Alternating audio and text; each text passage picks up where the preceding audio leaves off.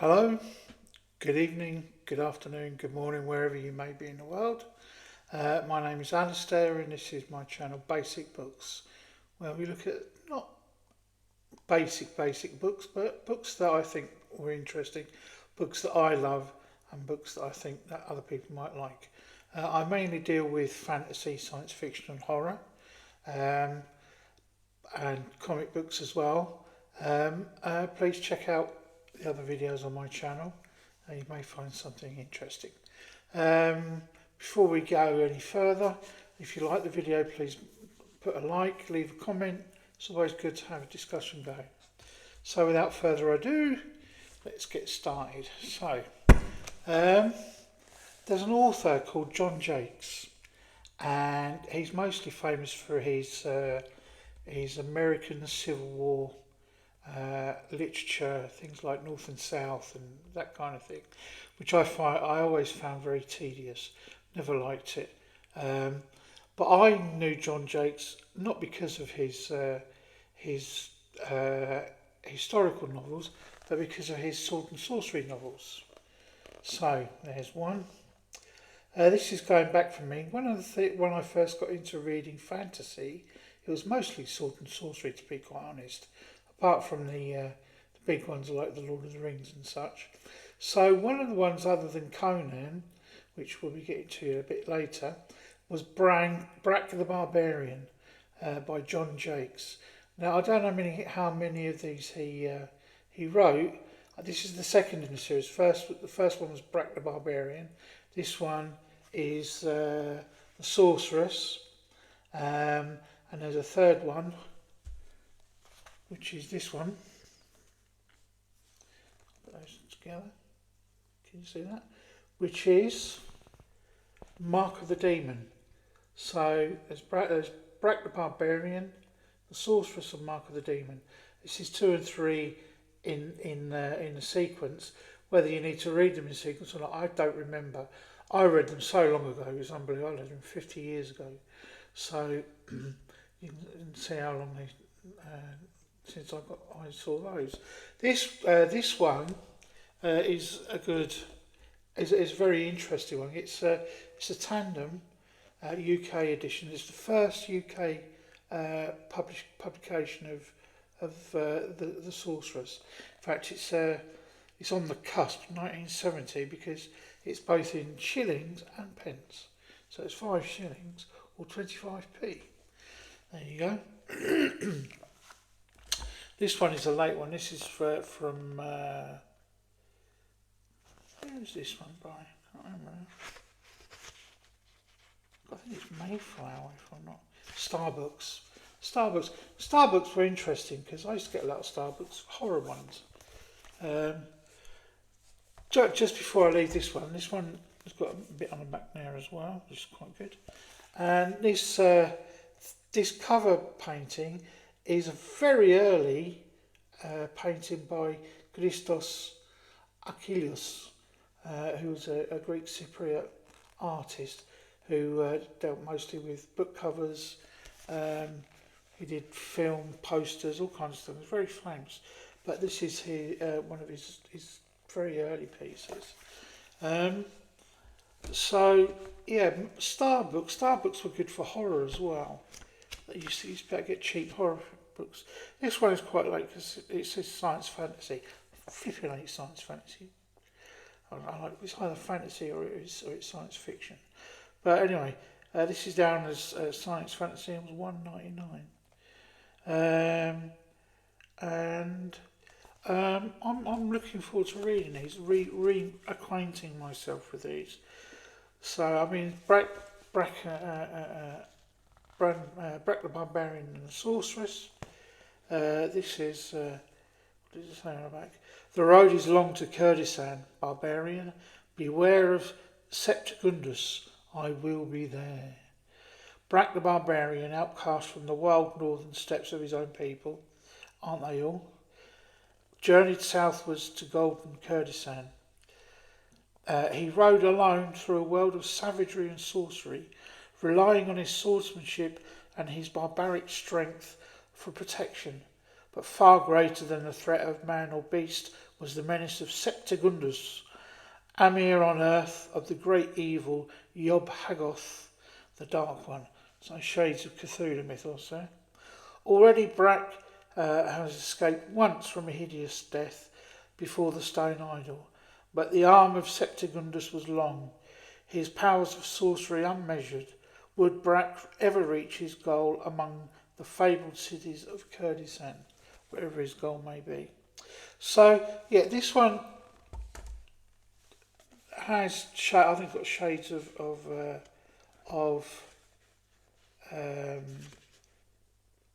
certain Lovecraftian stuff.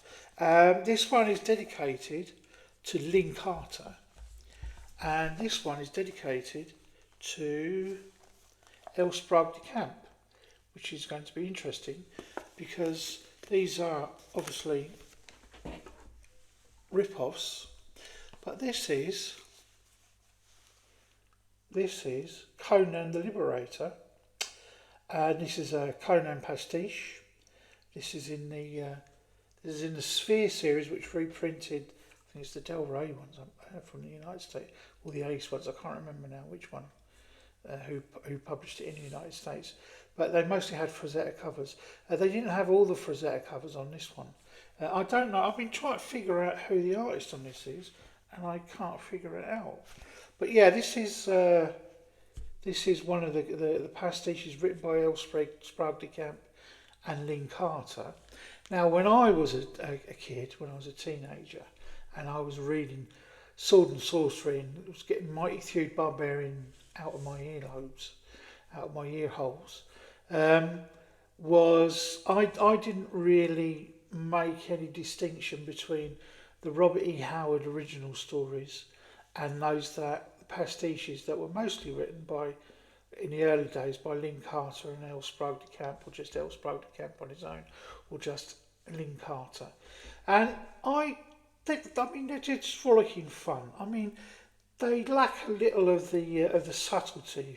If I'm not being a bit obtuse there with my praise of Robert E. Howard, because Robert E. Howard was actually a very good writer. If you read his other stuff, that's not Conan, but if you read things like Breckenridge Elkins and his boxing stories and his Wild West stories, stuff like that. I mean, he was very prolific, so he wrote a lot of stuff in a very short period of time, and he was a master of his craft.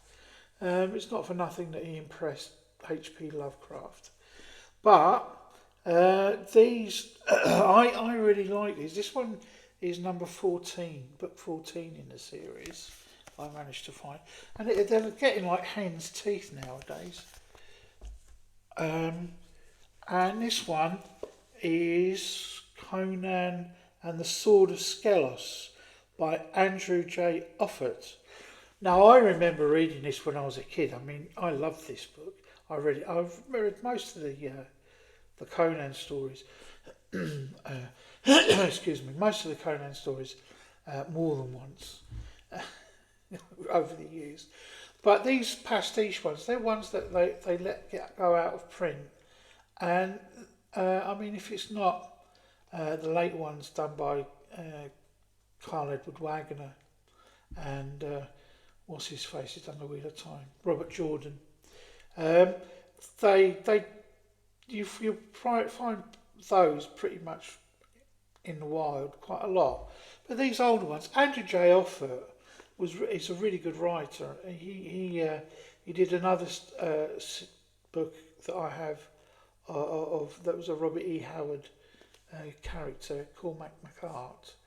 And I can't remember what character he created, but he did his own sword and sorcery stuff.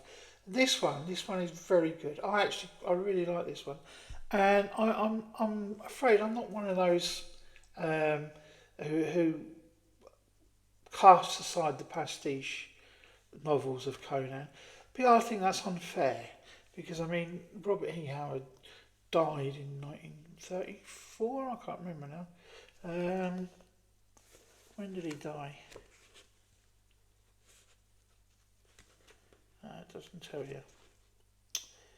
Yeah. Anyway, so I mean, people like L. Sprug de Camp and Lynn Carter, who basically they rescued Robert E. Howard stuff, and L. Sprug de Camp by rewriting other non-Conan stories to make them Conan stories and using story fragments to write pastiches. I mean, it's a tried and tested formula that's worked with other authors who died before they were able to get everything down. So yeah, I mean, I really like this. This one, I used to have this book, and it took pride of place amongst all my Conans. In fact, I used to have all of the Sphere Conan books up until I left for Brazil, and it's got some illustrations inside. Not very good ones, black and white, but I mean, they're not really bad. This one though, let's see, this is book 16. The other one, Conan Liberator, was book 14 in this series. This is book 16. So Conan the Great Cimmerian sets forth on a deadly journey to the kingdom of Zambula, home of the mighty sword of Skelos. Through the desert of death to the kingdom of Zambula rode Conan the barbarian and his warrior woman, the fierce and beautiful Isparana. Their cargo, the fabulous amulet called the Eye of Erlik, boasted mighty magic that could make a beggar king and a king emperor. But soon they would learn their reward would be death, not riches, at the hands of the murderous tyrant Akhtar Khan, for not even the strength of Conan could defeat the invincible sorcery of the sword of Skelos. Yeah,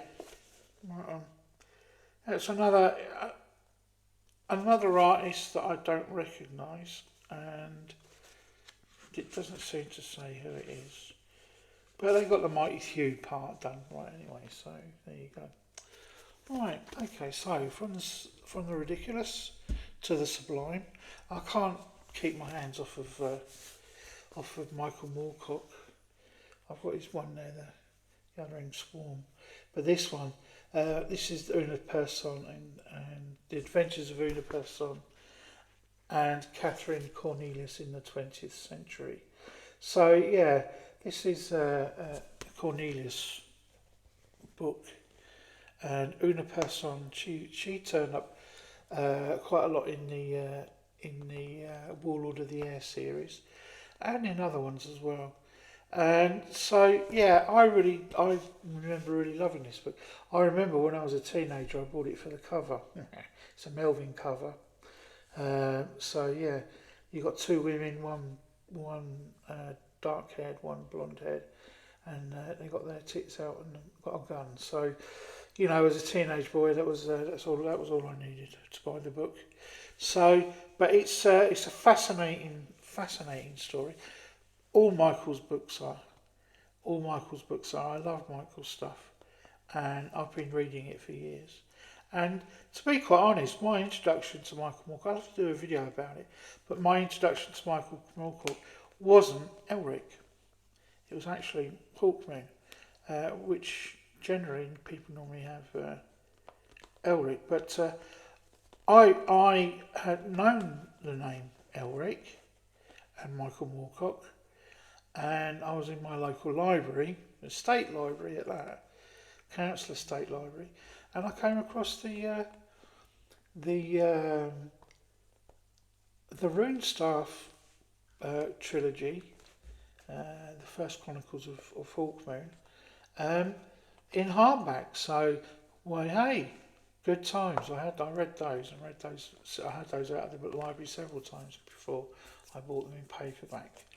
But anyway, Una and Catherine, lovers, revolutionaries, and time travellers extraordinaire, have recovered from their last escapades.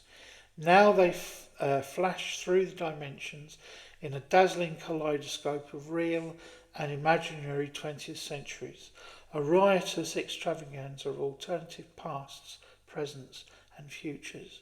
Their new adventures are unruly, catastrophic, fantastic, and with Jerry Cornelius and a host of Moorcock creations never far away, the action is madly unpredictable and immensely enjoyable.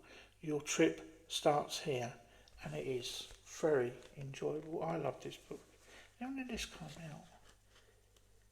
I think this one first came out in 1976.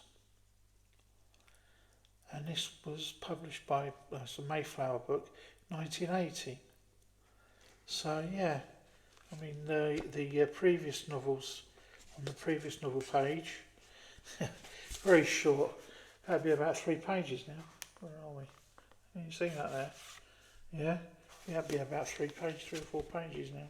But there you go. Anyway, that's Michael Moorcock. Moving on. I bought this on a whim. I hadn't actually read this one, but I'd read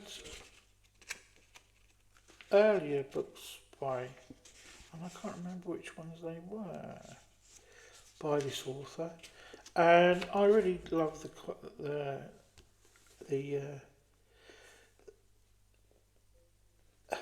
cover, which is by Robert Gould. And it's Louise Cooper, Mirage. I remember enjoying earlier books, but I can't remember what her books were. Stupid. It's when you're getting old, that's what happens when you get old. This one, it's fantasy. This is down as fantasy. This was an Unwin Hyman book, so this is when Unwin was taken over by Hyman. And this one, the Time Master trilogy was the one I read. So, raised by a sorceress from the depths of limbo, he came into the world without a past or a name. They called him Kyrie, Sunhound, avatar of an ancient hero, summoned as the last chance to save the dying city of Haven from the ravages of the evil witch queen Calthar and the sea dwellers. But Kyrie sensed that he was more than a cipher. He felt a power within him and a past existence which lurked in his dreams and hazy memories. He had to solve the mystery of his true identity before the hour of the final confrontation. In the sky, the hag cast down its baleful light. The great conjunction was close at hand. Soon the followers of Calthar would rise from the sea and obliterate the city of Haven and its people forever. Right, yeah. So I remember the Time Master trilogy. I have a sneaking suspicion that Louise Cooper was inspired, as a lot of fantasy writers, by Celtic mythology or the Celtic tropes and the Celtic culture, such as it was. And this was from 1988. I never read this one, but I'm looking forward to reading this one. I shall get that. And I love I love the Robert Gould cover. It's a wonderful cover, that one. His covers for which editions of the Moorcock novels were they? Yeah. They were the omnibus editions, but I can't remember who published them. So yeah, I originally said that I was getting back into science fiction after decades. So I bought some science fiction books. SF Masterworks is okay. I can get some pretty good books on there. So one I came with, one I've never read. It's supposed to be a foundational book, science fiction book, and this is Joe Haldeman's The Forever War. Someone, I think it was Richard Rempel, was it wasn't Richard Rempel. It was Sci-Fi Scavenger. he was complaining about these the yellow spined Masterworks, saying that they used the original covers, but they got this washed out yellow tint on them. I must say I do agree. It looks like someone's peed on it. So, or it's been taken. The picture has been taken through a urine filter. But I'm not really worried too much about what's on the outside. It's what's on the inside that's important to me. And this is supposed to be a foundational book for any sci-fi library. As I say, I'm a few decades, because I spent a lot of time reading mostly fantasy and horror. When I lived in Brazil, it was mostly fantasy and horror that I could get hold of in English. Terry Pratchett was, believe it or not, quite easy to get hold of in Brazil, as was anything written by He Who Shall Not Be Named, and also She Who Shall Not Be Named. So I had a lot of those. Plus, whenever I did come back to the UK, or I had a chance, or people sent me stuff, it would mostly be either comics, graphic novels, fantasy, or horror. So I'm enjoying what I'm reading at the moment of science fiction. I hope to continue to enjoy reading, because that one there, this one also is a foundational book, and it's one that I heard a little bit about, but not a lot. So it's Frederick Pohl, Gateway. This sounds very interesting. It's it's not a generational science fiction book, but Gateway, an artificial spaceport full of working interstellar ships left behind by the mysterious vanished Hichi. They are easy to operate, but impossible to control. Some come back with discoveries which make their intrepid pilots rich. Others return with their remains, barely identifiable. It is the ultimate game of Russian roulette. But in this resource-starved future, there is no shortage of desperate volunteers. So this is another one. As I say, I've heard a lot about it, and he won the Hugo and the Nebula and the John W. Campbell Award. It's from, I don't know when this was, 1976. So 1976. God, it sounds like yesterday, but it's not, is it? But I'm looking forward to reading that one as well. Now, this author, I've read other books by this author. His most infamous book, Hog, which I made the mistake of rereading recently, and it's a horrific book. If you haven't read it and you are curious, beware, okay? Very heavy book. But that's Samuel R. Delany. This one is Babel 17.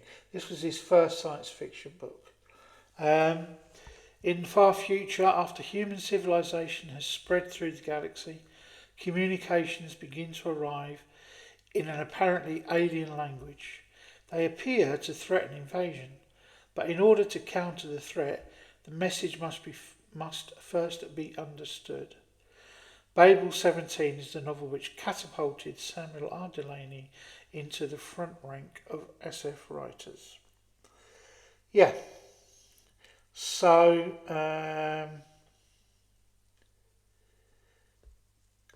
Samuel R. Delany is a brilliant writer. He's a brilliant philosopher.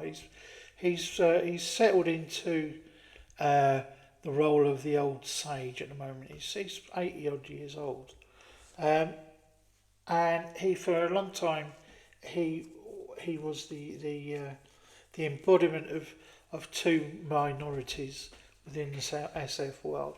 One was that he was black, and the other was that he was gay. But he's a brilliant writer. Having said about Hog is there's a lot there that is sick and twisted. And I think that it must have been very cathartic for Sam Delaney to write it.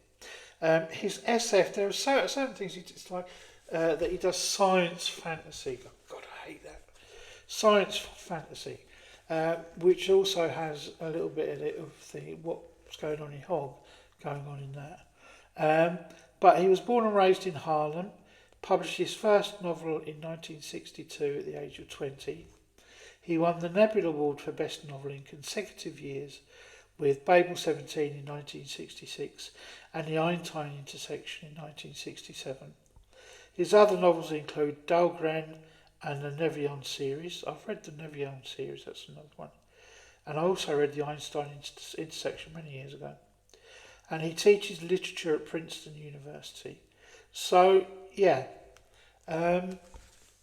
looking forward to getting into that because I like Samuel R. Delaney, I must say, and his transgressive book Hog is interesting. You need to read it at least once. I read it a second time because I hadn't forgotten what was in it because I remember exactly what it was like, but it was I'd forgotten just how intense it was, and it's very intense. So if you've not read Hog and you would like to read Hog, beware, be warned. Okay, do it in small doses because to read it all in one go is you're going to go mad. Anyway, so that's me done for today. I'll probably do another video this week. It seems that I'm finishing up a book that I read decades ago, and I'd forgotten the story. So I've kind of been rereading it with a new outlook, as if I'd never read it, and it's kind of blown me away. So I'll do a review of that when I finished it. It's blown me away such a lot that I ordered the other two books in the trilogy, in the original trilogy. So it's one of those that is like, it's not science and it's not fantasy. Well, to me it's fantasy, it's not science. But there you go. Anyway, so I hope everyone is safe and well out there, and that you're having good dreams, and the world is not affecting you too much. If it is, pick up a good book and read.